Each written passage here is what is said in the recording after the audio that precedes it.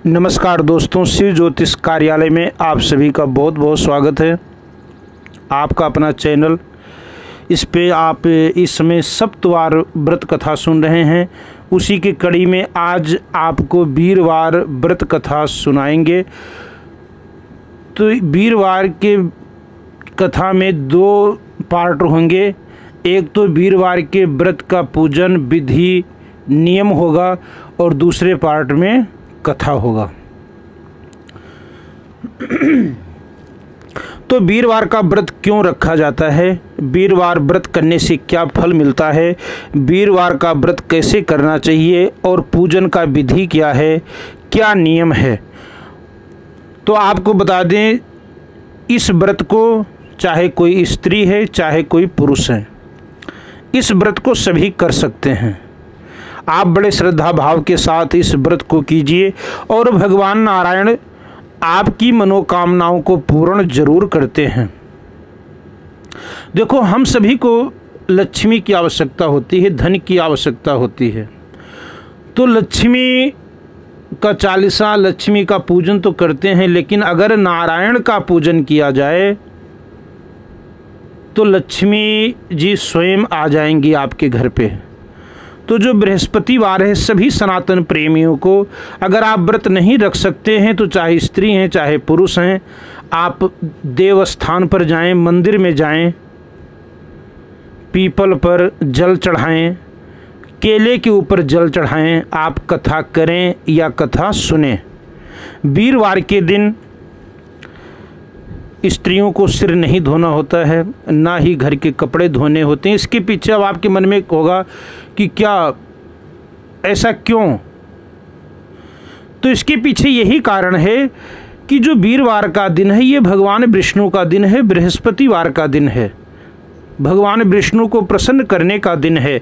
तो अगर आप सांसारिक कामों में फंसे रहेंगे तो फिर भगवान की भजन, भगवान की भक्ति कैसे करेंगे?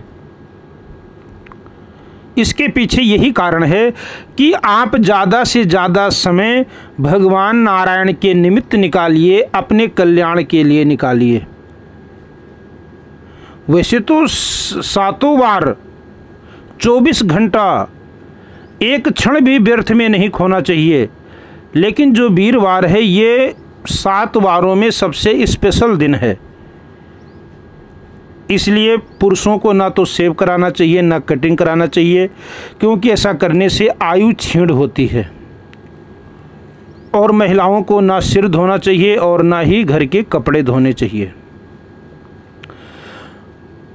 तो हम पूजन और विधि का बात चल रहा था।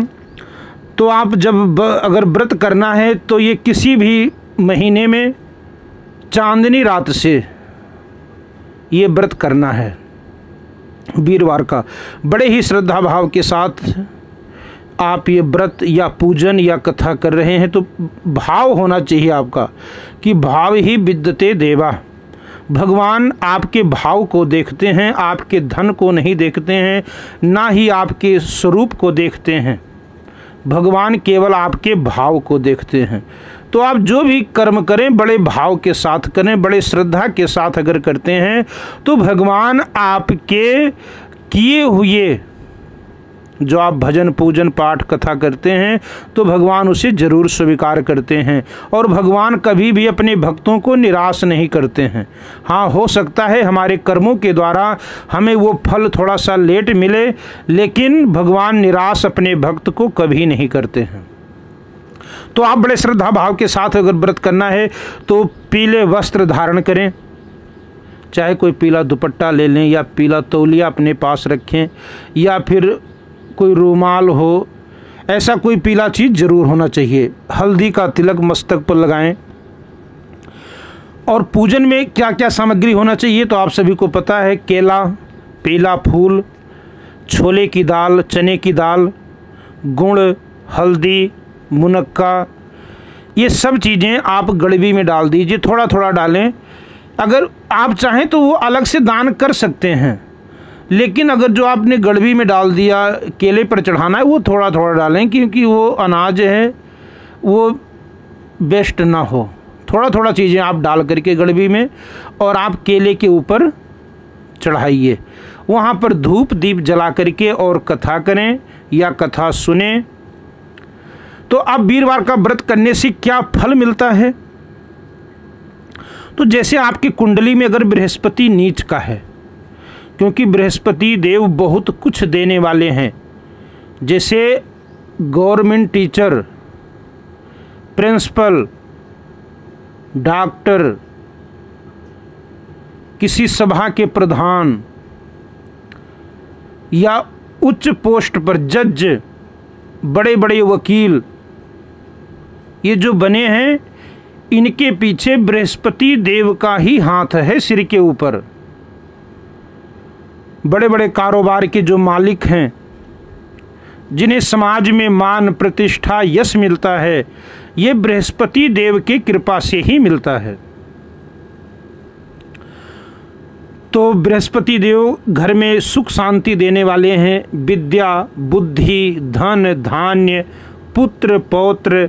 अब जिन लड़कियों के विवाह में रुकावट है, विवाह में विलंब है, एक तो वो हल्दी डालकर स्नान करें और वीरवार का व्रत करें या फिर वीरवार का पूजन करें, तो विवाह भी जल्दी होता है और पति का सुख भी अच्छा मिलता है। अब जिन लड़कियों का विवाह हो चुका है,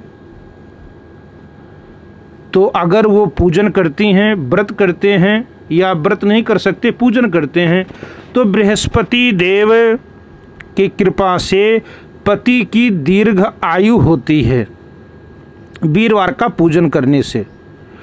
अब ये व्रत कितना रखना है? आप ये व्रत 16 रख लें, ये व्रत 1 वर्ष तक रखें या 3 वर्ष तक ये व्रत रखें।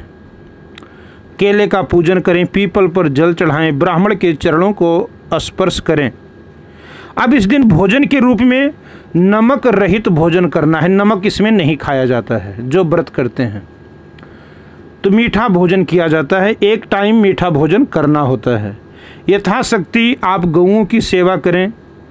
धार्मिक स्थान पे गए हैं तो वहाँ पर भी दान पात्र है, वहाँ पर भी सेवा करें, क्योंकि बृहस्पति भगवान की कृपा विशेष प्राप्त होती है। तो आप इन भाव के साथ अगर व्रत करते हैं या पूजन करते हैं तो बृहस्पति देव आपकी मनोकामना को पूर्ण जरूर करेंगे। तो हम आगे के वीडियो में आपको कथा सुनाएंगे वीरवार का। तो अगर आप हमारे चैनल पर नए हैं तो चैनल को हमारे सब्सक्राइब कर लीजिए, लाइक कीजिए। जय श्री राम, जय माता दी।